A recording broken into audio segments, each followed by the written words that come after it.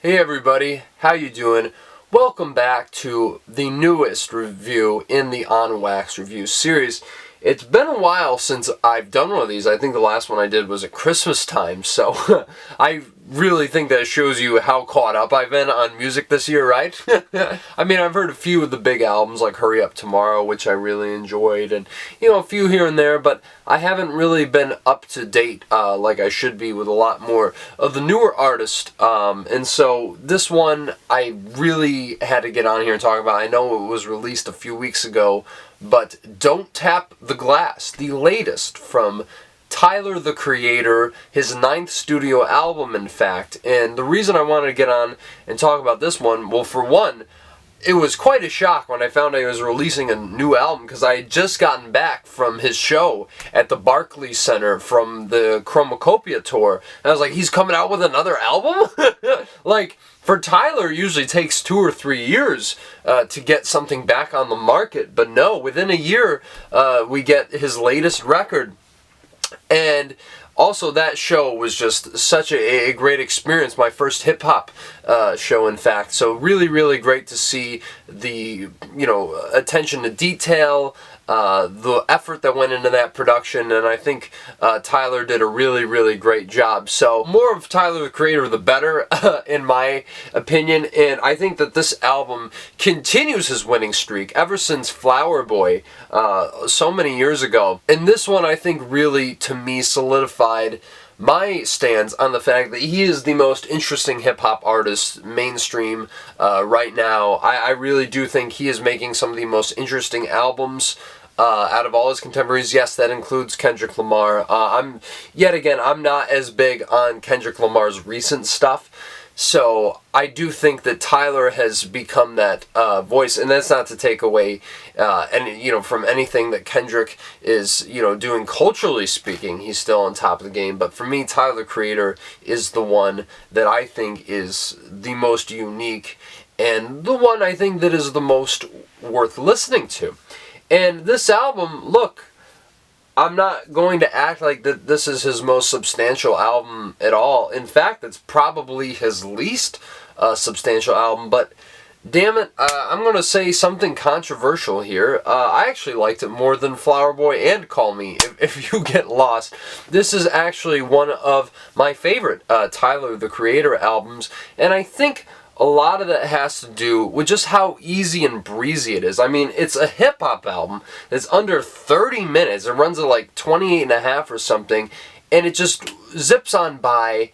The production, I think, is on another level. He's really, really amping up the game. It feels like a 90s R&B or hip-hop album in the best way possible, and I really, really love that is the case. Kind of something similar to, Mary J. Blige, or even a Tribe Called Quest, most certainly in the way that it kicks off with this, voice that Tyler is running through some sort of automation, kind of like welcoming you into the album, sort of in the same way that Midnight Marauders did all the way back in the day. So I really did love the way that this album and this track kicked off, Big Poe, with Pharrell joining Tyler for the song. And I think that there's such a great beat on the song with some real sinister synths.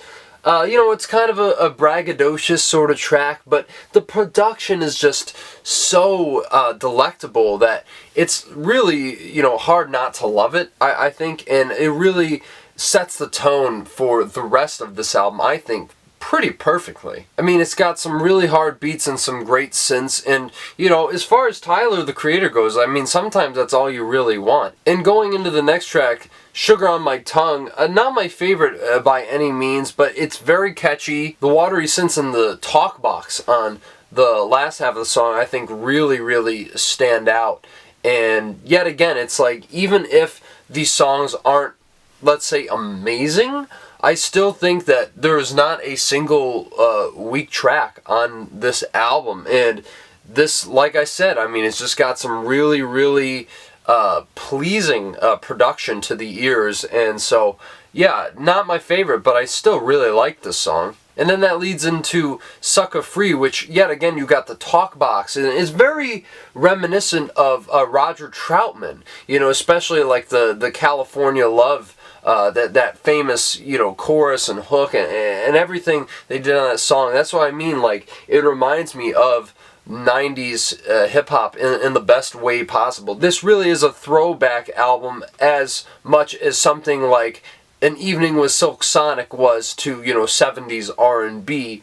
I'm not saying that this album is anywhere near that level of quality, but I think for what it is doing, it is like probably just on par with, you know, some of the great R&B albums from the 90s. And then the track Mama Num, it's just kind of like a quick, fun interlude. It's really probably my least favorite song on this album. It is what it is. I mean, it's not bad. It just kind of goes right into the next track, which is Stop Playing With Me, which has these great hardcore get beats that come in and just really draw you in immediately. And I really love the clapping that takes the song to a whole other level on the back half. It's just really hard to resist, I think, at the end of the day. And so another great track off this album. And then you get Ring Ring Ring, and I think the production on this song is perhaps the most outstanding on the entire album, where Tyler's kind of, you know, calling an old flame, just saying, you know, how much he misses them. And I think the synth lines on here especially are very reminiscent of some of the best R&B songs from both the 70s and the 90s. So yeah, this one definitely I would understand if anyone said that this was their favorite standout track on this album. Absolute banger from top to bottom. Absolutely love this song. And then we come to the title track, Don't Tap the Glass / Tweakin', which has a really good trap beat to kick it off, but I think things get really repetitive in the first half of the song. But also there's some really, really classic Tyler Creator one-liners when he's talking about them hitting the gym and that, you know, we smell the Ozempic.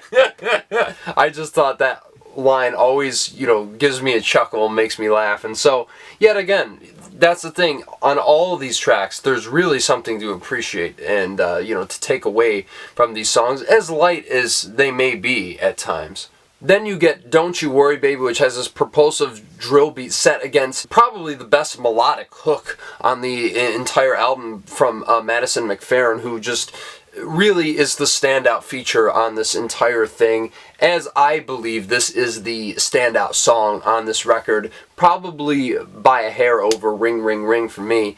And my goodness, I mean, there's so many like different layers and counter melodies and ad-libs that are, you know, contrasting back and forth on this song, and it really, I think, stands out all the more because of it.